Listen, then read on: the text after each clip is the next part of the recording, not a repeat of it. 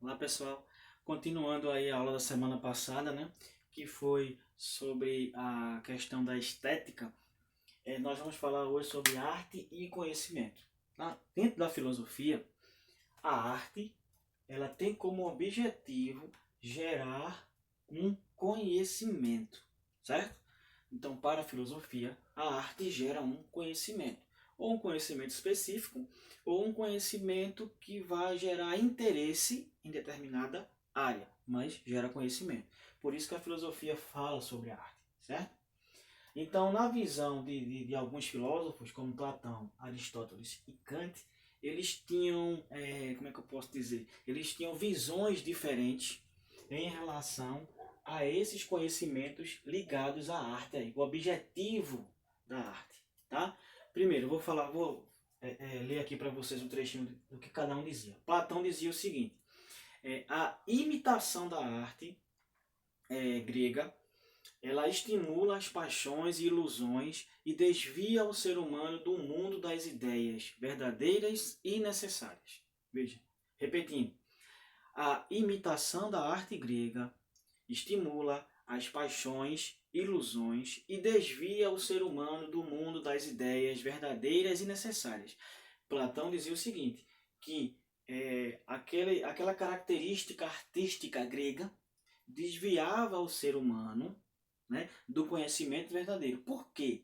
Porque aquela arte era uma arte que não era verdadeira, não refletia a realidade daquele momento. Por exemplo, aquelas artes gregas em que o corpo humano era perfeito, né? A forma física do ser humano era perfeita.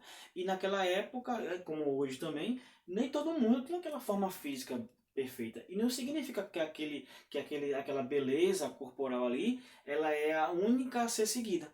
Né? Não significa isso. Então, para Platão, ele criticava muito essa arte que desviava o foco do conhecimento verdadeiro, do mundo das ideias verdadeiras. Já Aristóteles dizia o seguinte: a arte é uma invenção que idealiza uma realidade distorcida. A arte não reproduz fielmente a realidade, e sim de uma forma idealizada. Né? Aristóteles dizia que a arte ela não seguia um padrão específico ou padrão da época. Sempre era uma maneira distorcida de mostrar a obra de arte. Aí, né? Kant dizia o seguinte: a arte tem como característica a apreciação desinteressada.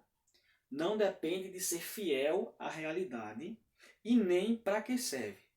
O que vale é como se apresenta, qual o material utilizado e etc. Kant ele, ele não concordava muito com Platão e Aristóteles, porque ele dizia que não era necessário que a arte refletisse o cotidiano daquele momento, o dia a dia daquele momento.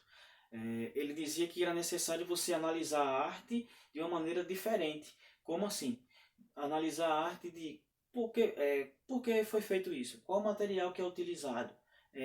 Como foi feito? Ele dizia que você tinha que analisar a arte com esses sentidos e não analisar se aquela arte reflete ou não a situação atual, não é? Então ele criticava, ele não defendia, ele não era muito a favor de Platão e Aristóteles, não, tá? Então, as primeiras rupturas, quando eu estou falando de rupturas aqui, eu estou falando o seguinte: o que é que esse estudo da arte aí, né, desde a Grécia Antiga, como é que ela vai se adaptando com o passar dos séculos, né? O que é que melhora, o que é que piora com o passar dos séculos, né? No caso aqui de melhoras, por exemplo, no século XVI vem o Renascimento. Então o Renascimento vai ter uma modernização da arte, da pintura a óleo, por exemplo, né? Vai surgir aqui os mecenas. Não sei se vocês lembram desse assunto lá, sétimo ano, mecenas, as pessoas nobres, né? Pessoas de origem mais rica que financiavam, patrocinavam esses artistas do Renascimento. E o Renascimento queria quebrar um pouquinho a arte que era proibida durante a Idade Média. Né? Queria mostrar, reviver os estudos gregos, a arte grega e romana. No século XVIII, vai ter a criação de academias voltadas especificamente para o estudo da arte, né? Melhorar as técnicas, as várias técnicas aí de obras de arte.